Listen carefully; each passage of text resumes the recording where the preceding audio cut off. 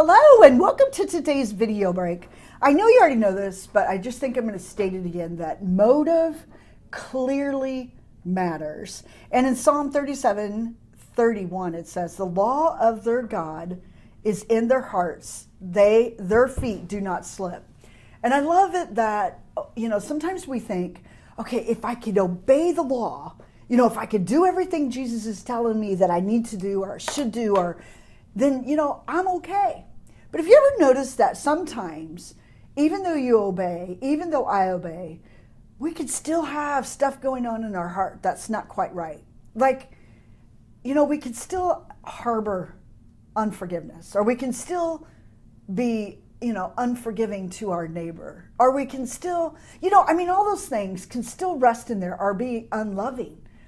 And yet Jesus calls the greatest commandment is to love the Lord our God with all our heart, soul, mind, and strength, and to love our neighbor as ourselves. Those are heart issues, so we can do all the right things out here, and yet inside be filled with dead man's bones, is what Jesus says. And so I think this is exactly what David was trying to say, that the law of God is in their heart. He wants us to understand that that's the place of obedience. That's the place where motive is determined. The why behind why you do what I do, why I do what I do, and why you do what you do is determined. It's what directs our steps. It's why we do what we do. Have you ever asked yourself? I'm sure you have. But when it comes to why do I go to church? Why do I read my Bible? Why am I following God?